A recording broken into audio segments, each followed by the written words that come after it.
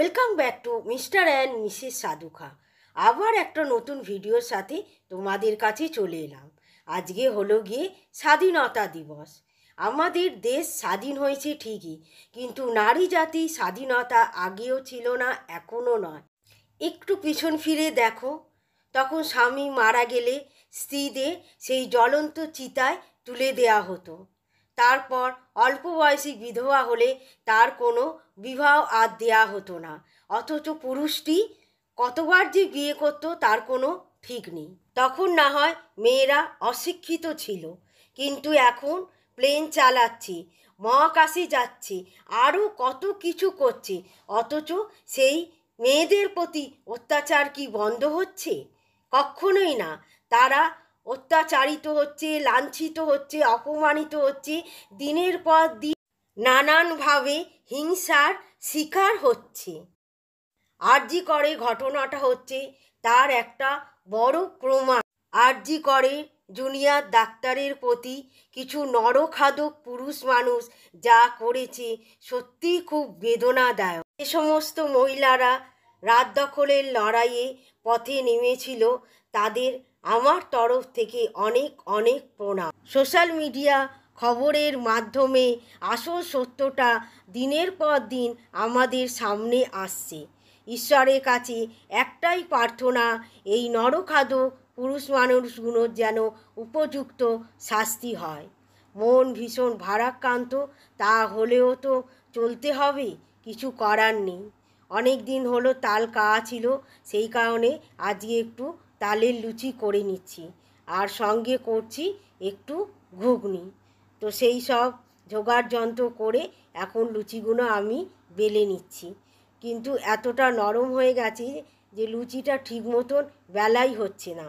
আর এদিকে তেল বসিয়ে দিয়েছি, তারপর এখন তেলও গরম হয়ে গেছে। এবার লুচিগুলো ছাড়ছি, কিন্তু ওই যে এতটাই নরম হয়ে গেছে যে ঠিক মতন পড়ছেও না আর ভালো মতন ফুলছিলও না। তো যা হোক, এই একটা একটুখানি ফুলিয়েছি, একটা না অনেকগুলো বেশ ফুলেছি আর অনেকগুলো ফোলেনি, তাই এই ফোলাটাই তোমাদের কাছে তুলে ধরলাম।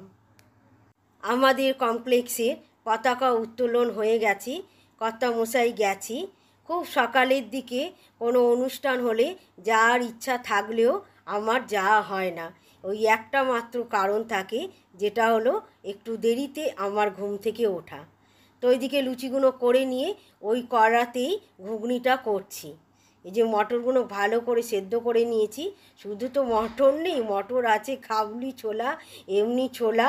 এখন জানি না ওরা কি বলবে, তা হলেও আমি ভয়েসটা পরেই দিচ্ছি। তবে কেউ কিছুই বলেনি, কারণ সবার মধ্যেই তো একটা দোনামোনা চলছে। যতই স্বাভাবিক লাইফস্টাইলে থাকুক না কেন, কিন্তু মনের আঙ্গিকে তো কোথাও একটু ভারাক্রান্ত তো হয়ে আছে। সেই নিয়ে খাওয়ার নিয়ে আর কেউ কিছু বলেইনি। তো হয়ে গেছে ঘুগনিটা, এবার সব আমি তুলে দিচ্ছি, মেয়ে আর কর্তামশাইকে দিয়ে দেবো। আর এতটা ঝোল ঝোল নামালাম, ওমা আধ ঘন্টা পরে আমি যখন খাই তখন দেখি একেবারে সে শুকিয়ে গেছে। যে সকাল থেকে হেভি প্রোগ্রাম, পতাকা উত্তোলন হলো, জিলিপি সিঙ্গারা খাওয়া হলো, এবার হচ্ছে তালের লুচি আর ঘুগনি। এর পরেরটা কি আছে? এরপরে ক্যারাম টুর্নামেন্ট হচ্ছে, সেই ক্যারাম টুর্নামেন্ট ওখানে খেলা। তারপরে সকালে বাড়ি ফেরার পথে মটন নিয়ে এসেছি, দুপুরে মটন খাওয়া, আবার রাত্রে আমাদের ক্যারামের ওখানে চিকেন খাওয়া আছে।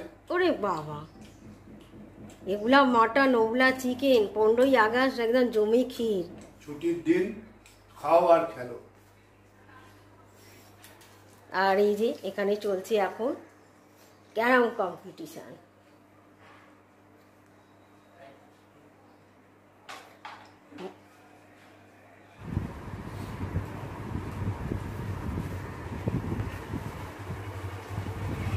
তো ও একটু ওর ঘুগনিতে পেঁয়াজ দিয়ে দিয়েছে আর লেবুটা চাইলো, কিন্তু এখন বলছে লেবু খাবো না, একটু জ্বর জ্বর ভাব আছে। হ্যাঁ রে, ওষুধ খেয়েছিস? কি কোন ওষুধ খাবি? সিট্রিজেন না ক্যালফল খা না? বাবাকে জিজ্ঞেস করে খাবে? থাক, লেবুটা আমি নিয়ে নেবো।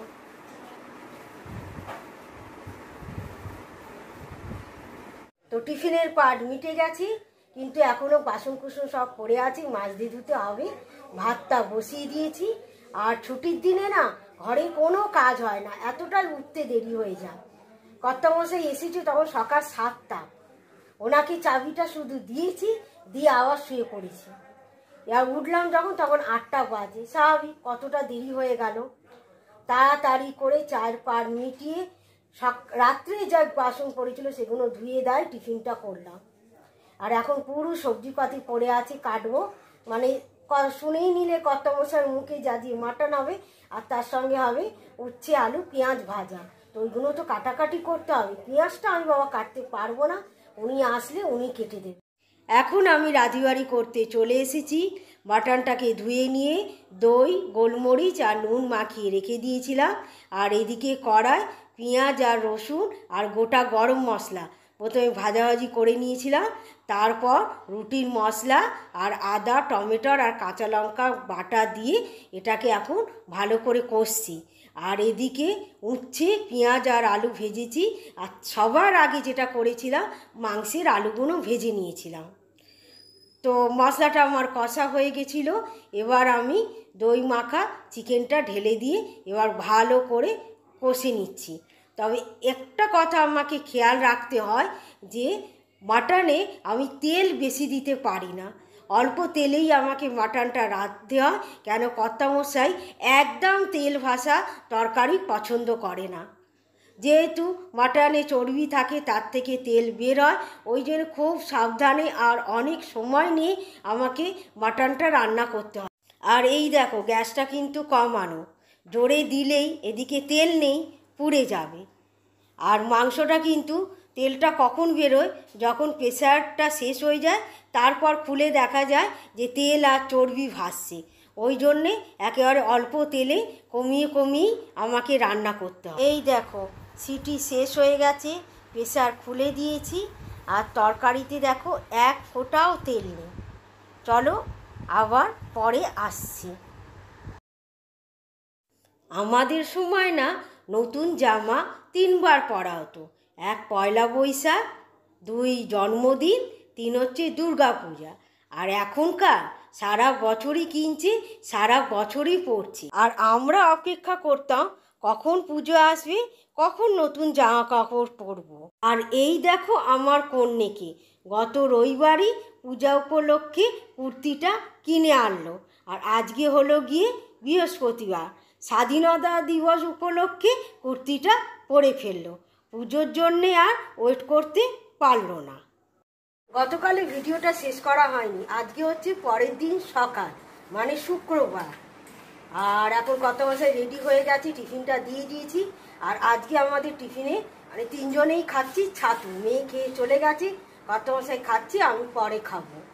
আর যেটা বলার, চলো ভিডিওটা শেষ করব। তার আগে দেখে নাও যে কর্তামশাই কালকে যে ক্যারাম টুর্নামেন্ট হয়েছিল, কি পেলো আর কি হলো। বাবা, এত ছাতু ভালো লেগেছে, একেবারে চেঁচে পুচে খাচ্ছ। আর সঙ্গে দিয়ে দিয়েছি একটা মিষ্টি।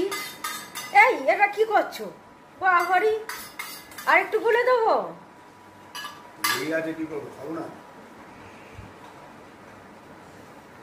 বলো তুমি কি হলে ক্যারাম টুর্নামেন্টে? 1 মিনিট খেয়ে নিই, তারপর বলছি।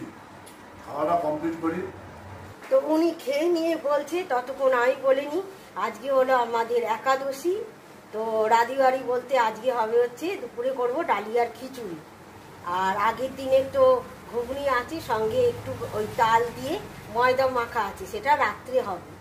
আর যেহেতু গতকাল মাটন হয়েছিল, আর ভাত আর মাটন আছে, ওটা মেয়ের হয়ে যাবে। আজকেকার দিনটা এইভাবেই আমাদের কাটবে। চলো আর উনি কি বলে একবার শুনে নাও। এই দেখো আমার কালকে ক্যারাম টুর্নামেন্টে পাওয়া শিল্ড। এই যে শিল্ড মেমন্টো আমি পেলাম, এটা যদিও রানার্স আপ, কিন্তু আমার কালকে যেভাবে আমরা খেলছিলাম, লিগের রাউন্ডে এত সুন্দর খেলা খেলেছি। আমার পারফরমেন্স লিগ রাউন্ডে খুব ভালো ছিল। সেমিফাইনালেও ভালো পারফর্ম করার পরে যখন ফাইনাল রাউন্ডে খেলতে গেলাম তখন হঠাৎ নার্ভাস হয়ে গেলাম। নার্ভাস হওয়ার জন্য আমার বেশ কিছু গুটি মিস হলো, শিওর গুটি, সেগুলো আমি ঠিকমতো ফেলতে পারলাম না। তাই আমার অপোজিট যারা খেলছিল তারা জিতে গেল, আমি হেরে গেলাম। তা আমি এই রানার্স আপ হলাম। এই রানার্স আপের জন্য আমার নিজের এতটাই আফসোস লাগছে যে আমার যেখানে উইন খেলাটার মধ্যে আছে, আমি চ্যাম্পিয়ন হবই, সেখানে 2-3টে গুটির জন্য আমি স্রেফ রানার্স হয়ে গেলাম। বলছি আমার এই মোমেন্টটা একটু ক্লোজ করে দেখাও। আমি যে কালকে রানার্স আপ হয়েছি ক্যারাম কম্পিটিশনে, সেটা এখানে লেখা আছে। চলো দেখাই।